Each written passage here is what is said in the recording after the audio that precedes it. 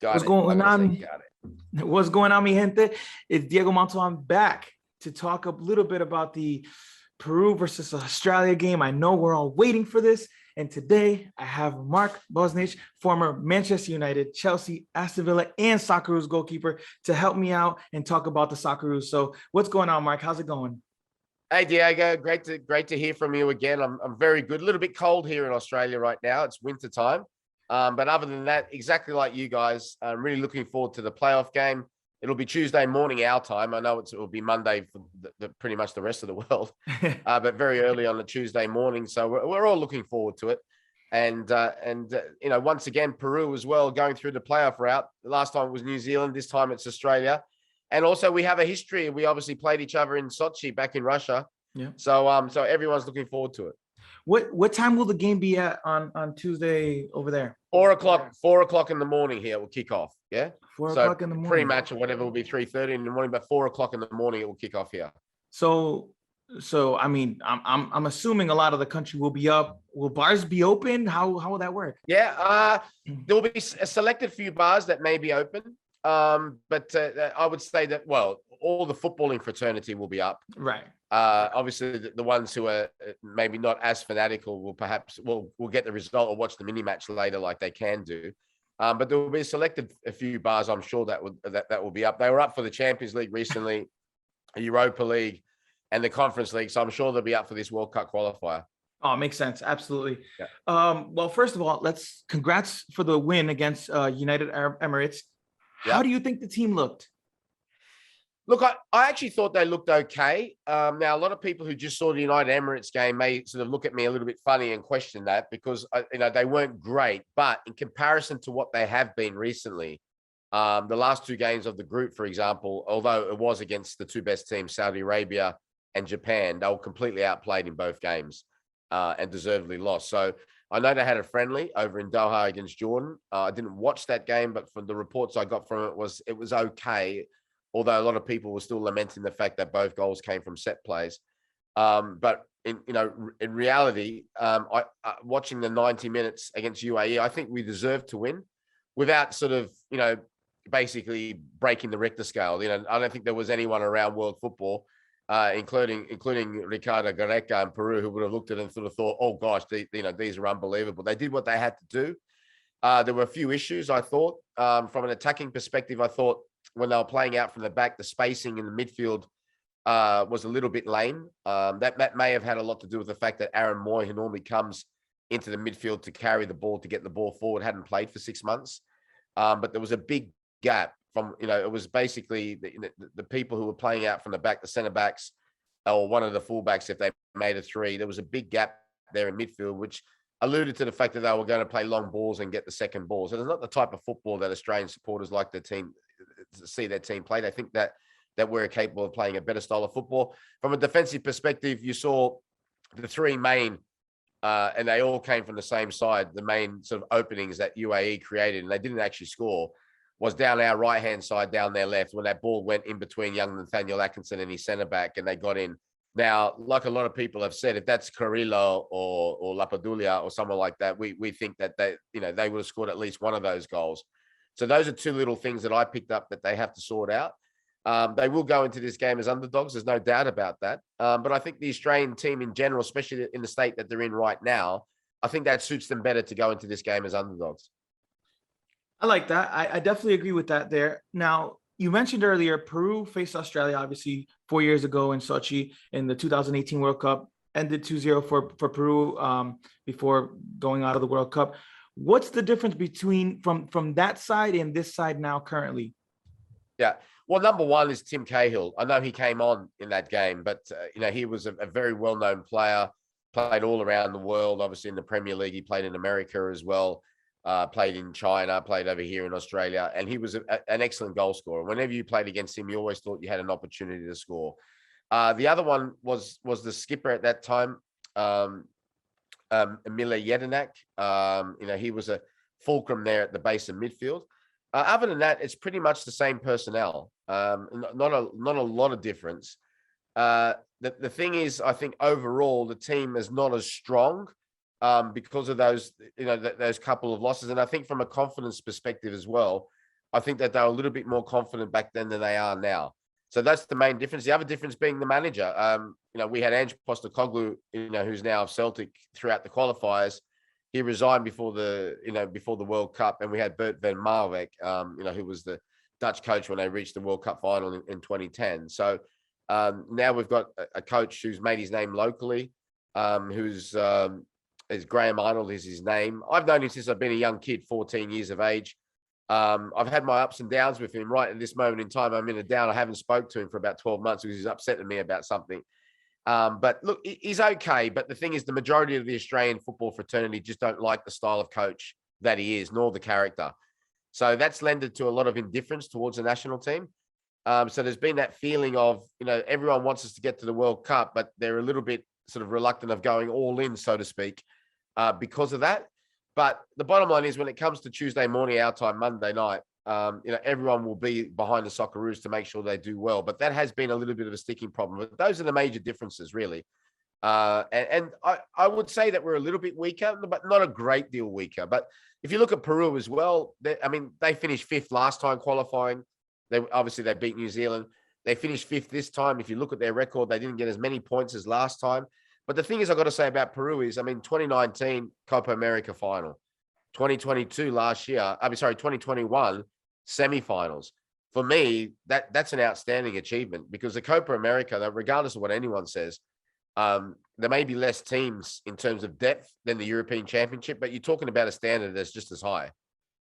That's just my observation. So to get to the semifinals and the final, although you look through Peru's squad, you wouldn't sort of pick out like a Tim Cahill or somebody that's playing at a massive club that really stands out of you. But as a unit, as a team, they are a better team. There's no doubt about that. That's something I always like to stress about Peru as well, because I think, as you mentioned, there's no star player that's playing at a big time club, but it's the unit that Ricardo Gareca has put together, has them working as a team. For you, what worries you about Peru? Is there any player in particular? No, there's no player in particular that worries me about Peru. Ironically, and I'm with you, because Gareca has been there for so long now, I think 7 years, and he's really got them pulling in the same direction. There's no doubt about that. He's a star. For me, he's the star of the whole, and that's understandable. I've played in teams before where the manager is the number one, or the one manager likes to be the number one. Sir Alex Ferguson liked to be the number one, even though he had star players everywhere as well. That's okay. And in the long term, that actually works better than having star players, because star players can have off games, whereas as if the manager's got the team playing, in a consistent way, it's very, very difficult, even when a couple of players don't have a good game, to put them off their stride. What worries me about Peru is I think basically that the creation of chances is very, very good. I watched them a bit against New Zealand. I know Lapadulia's had a decent season with Benevento. He's got, I think, 13 goals from 25 appearances.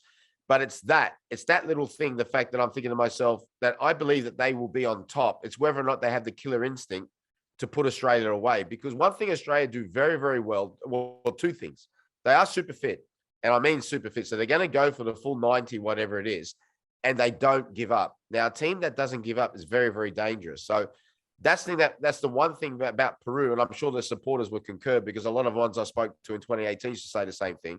Even that game in Sochi, they were so on top, but it was still only 1-0. It was only until they got the second goal that they could relax a little bit. And a lot of their supporters are going, "Oh, this is typical us. We kill the opposition, and but we don't finish them off. They have one chance." And that's the thing that worries me from a Peru's perspective. No individual player. I think they'll be absolutely okay. They'll dominate the game, but it's about finishing off teams, and they're not the only team who are like that. There's a lot of teams that are like that, and that's also one of the great attractions for football worldwide. If it's another sport, if it's NFL, if it's Australian rules football like over here, if it's basketball, if you have complete dominance over the team, it's going to translate into points. Yeah. Whereas in football, if the opposition goalkeeper plays well, if you don't put away your chances, if you don't have the luck, it still stays very, very close. But they need to do that. They need to put someone like Australia away, because they're a dangerous team, Australia, because they don't give up. All right, we're back from some technical difficulties.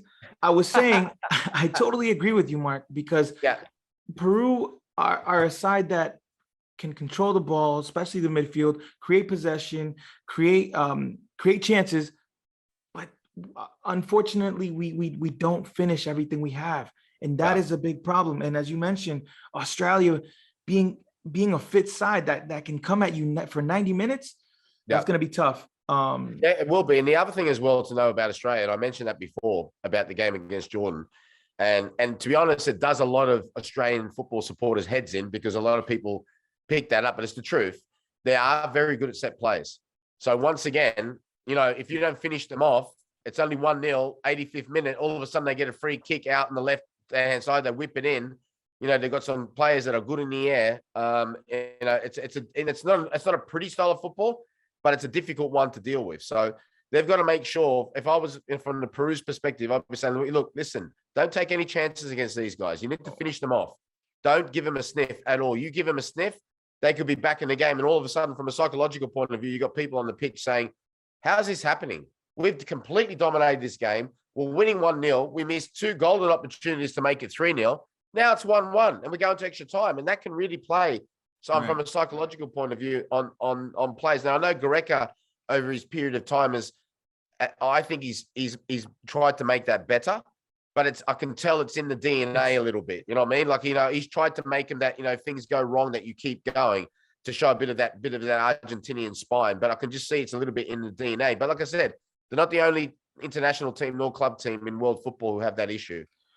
It's definitely something that I feel is Peru's one of their weak points, set pieces. And like you said, it's been going on for a while. Gareca knows that, his team knows that. But for some reason, there's always that psychological effect. Yeah. I mean, you know, they've been working on that, I know, but still, for some reason, every time there's a set piece near the area, it's one of those things for fans, for journalists, it worries us. It's like, oh my God. Yeah, it does. The heart. And you can feel it. I can feel it. You know, I played in England all my life, so I know how teams can intimidate you, and you can feel it when your team is a little bit unsure of themselves on set plays. Very, very important on set plays, or your goalkeeper, obviously, the distance you keep between the goalkeeper and the last line. And also, if you're not too confident, to try to keep as high a line as possible. So basically, and to say to your goalkeeper, look, if they put it in between you and the last line, you come and get it. You can use your hands, you come and get it. And you saw the UAE goalkeeper, he came and punched quite a few balls.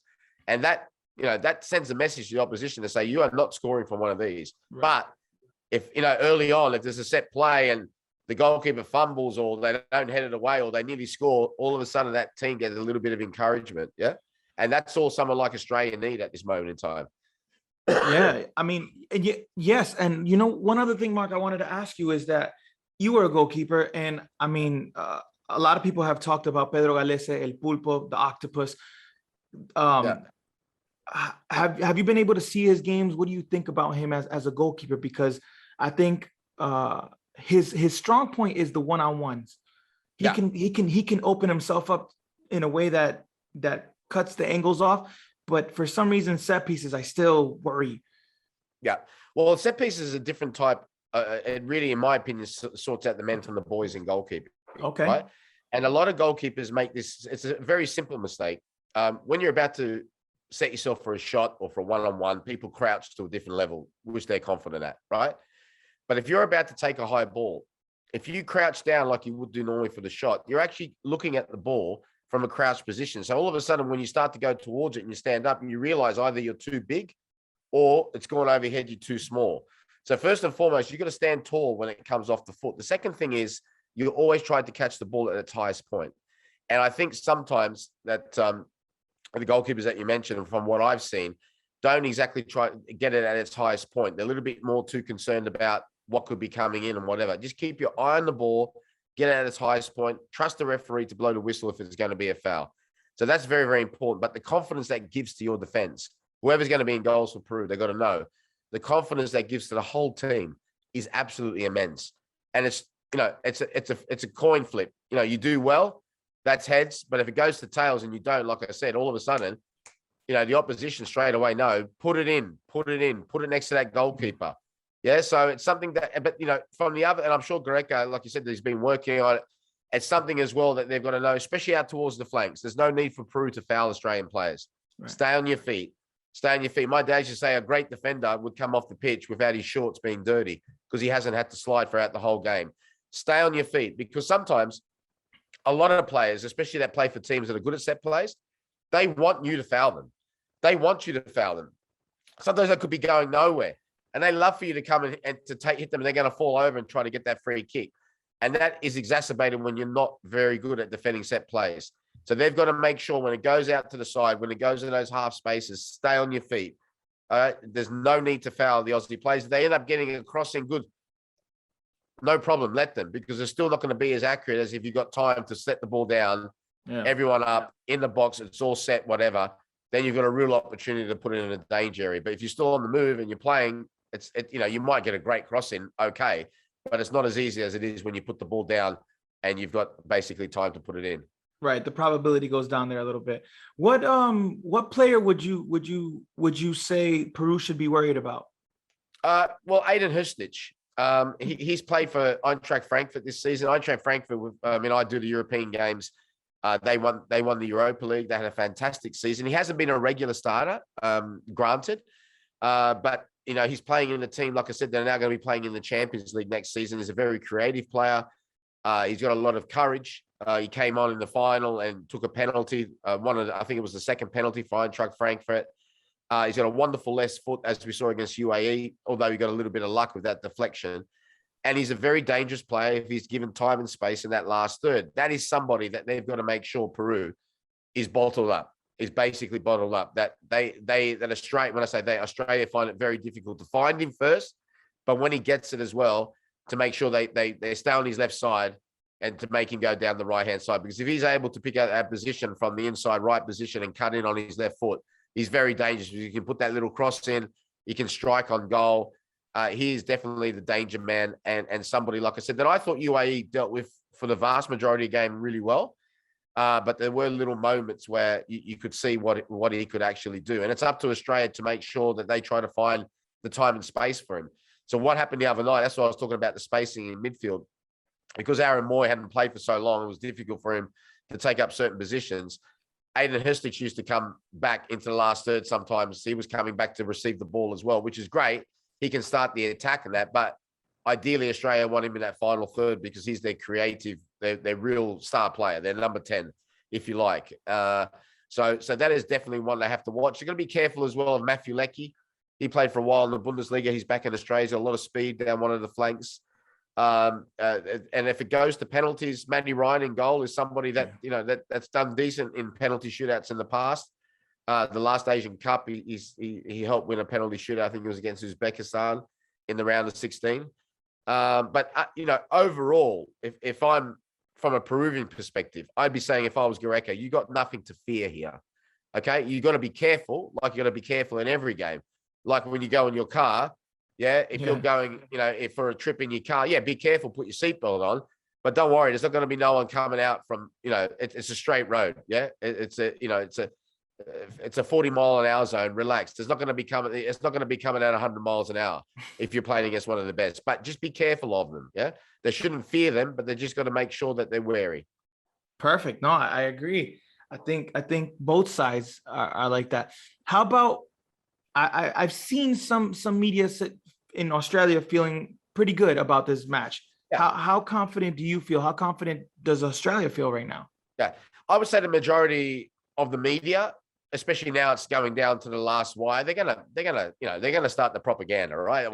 No problem. Okay, of course they're not gonna sort of put it down on it. Understandable. I want us to win. I think we can win. I just don't think we will. And I think the majority of Australian football supporters feel the same as I do. But me being in a position of media, I'm not going to make a big song and dance about that. But like I said, I've gone on record. I just don't think we will. Like I said, we're not as good a team as we were 4 years ago. And 4 years ago, I didn't think we'd win in Sochi, and we didn't. We've had a tough time during qualification. We were right up the top. Everything was going fine. And we done the kind of the thing that you used to associate more with Peru in the past. We lost one game to Japan. All of a sudden, we only won one game out the next 7.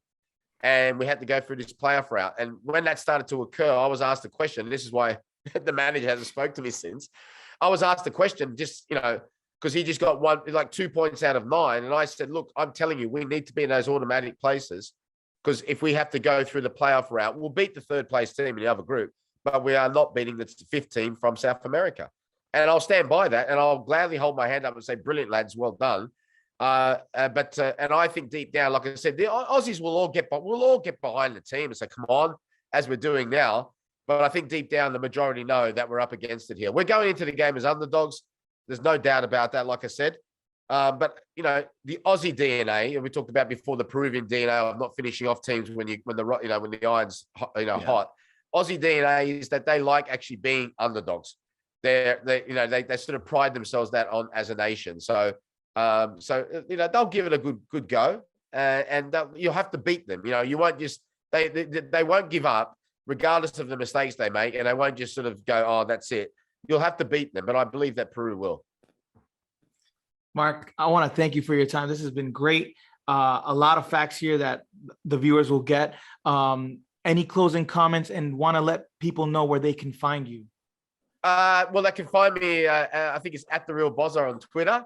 And I think it's at The Real Bozza _, on Instagram. I think that's the one. Anyway, hang on, I just got to check that. We're going to make sure. But Twitter, definitely, the one on Twitter. The Real Bozza. That's The Real Bozza _ on Instagram, and on Twitter, the one what it is. I think it's The Real Bozza. The Real Bozza, yeah. Yeah, that's it. The Real Bozza, but with capital T, capital R, capital B. And that's it, really. Like I said, we're going to really look forward to the game. From me personally, like I said, either way, I'll be doing the World Cup anyway, so it'll be great. Either way, obviously, I'm biased, so I want Australia to win, so it's easier to commentate. But if Peru happened to get through, a very similar group to last time, there's France, Denmark, and either Australia, Peru, or Tunisia. But I'll be following them closely, and I'll be able to give everyone some tips and all that to say, well, we played against Australia in the playoff and all that, and just to wish both teams all the very, very best. Go out, enjoy yourselves, embrace the game, embrace the pressure of the game. I know there'll be a lot of Peruvian supporters there. They were wonderful last time when I met them in Sochi. They were amongst the best fans that I saw all over the World Cup. There won't be as many Australians, but like I said, it's a shame that we're not meeting in the World Cup, but may the best team win. Thank you, Mark. I want to wish you good luck too, because I know, like you said, you're going to be at the World Cup covering it. So good luck there. I hope you have the best coverage there for you as well. Thank you very much, Diego. Stay in touch. Thank you. Thank you. Guys, this has been another preview for Peru versus Australia. Don't forget to comment, like, and subscribe.